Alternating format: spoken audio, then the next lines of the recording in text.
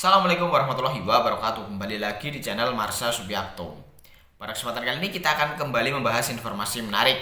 Kali ini tentunya kembali terkait dengan seleksi P3K atau pegawai pemerintah dengan perjanjian kerja.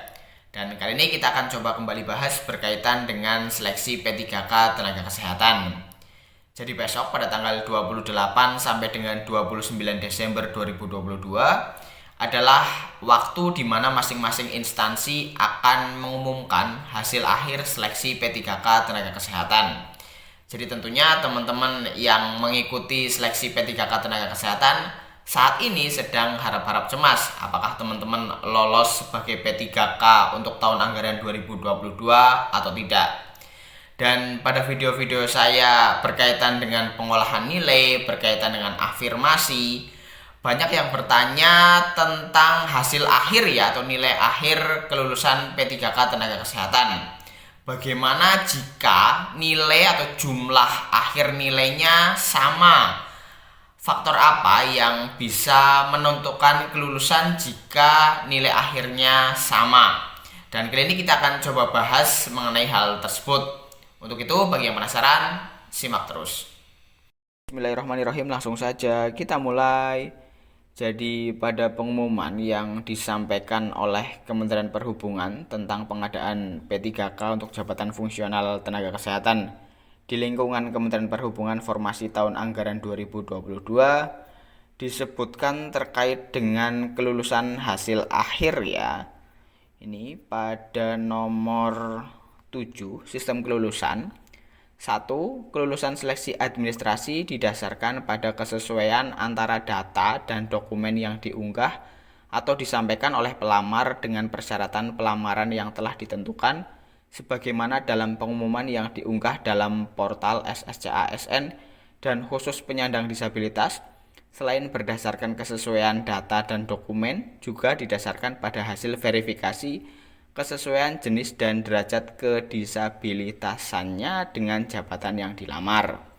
2. Kelulusan seleksi kompetensi didasarkan pada nilai ambang batas atau passing grade yang diatur dalam Keputusan Menteri Pan-RB Republik Indonesia. 3. Penentuan kelulusan hasil akhir nilai yang tertinggi berdasarkan jumlah formasi yang dibutuhkan.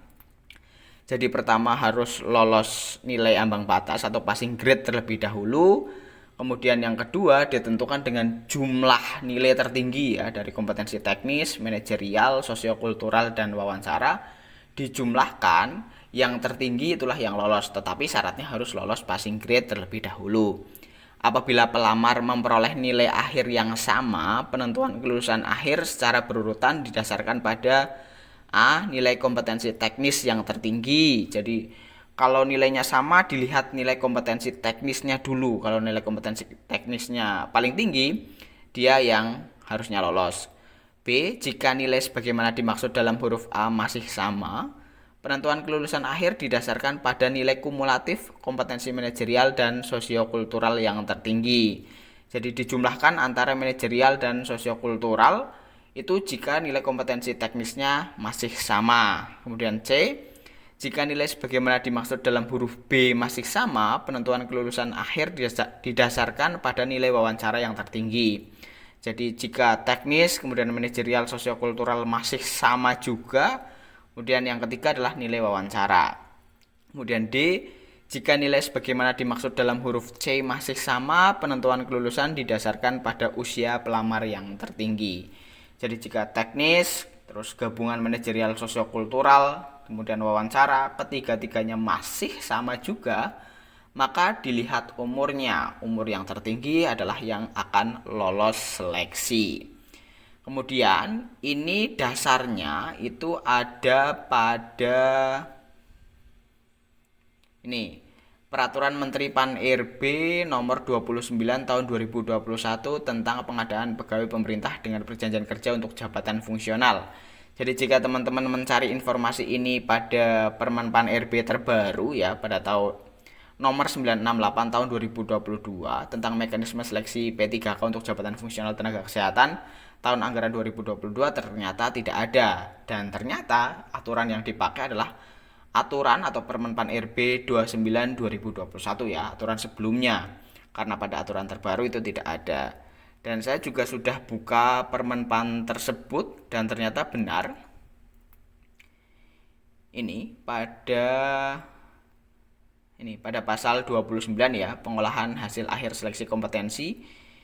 Untuk nomor 4, dalam hal pelamar memperoleh nilai akhir yang sama sebagaimana dimaksud pada ayat 3, penentuan kelulusan akhir secara berurutan didasarkan pada A. Nilai kompetensi teknis tertinggi, dan sampai dengan D ya, jika nilai sebagaimana dimaksud dalam huruf C masih sama, penentuan kelulusan didasarkan pada usia pelamar yang tertinggi. Jadi dilihat teknisnya dulu, kemudian jika masih sama dilihat gabungan manajerial dan sosiokultural dulu, kemudian jika masih sama juga dilihat nilai wawancaranya, kemudian jika masih sama juga dilihat usia pelamar tertinggi.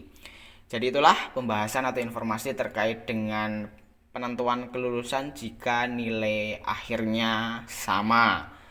Jadi mungkin pada kesempatan kali ini cukup sekian. Jika ada tanggapan atau pertanyaan silahkan tinggalkan di kolom komentar. Terima kasih, mohon maaf bila ada kesalahan. Wassalamualaikum warahmatullahi wabarakatuh.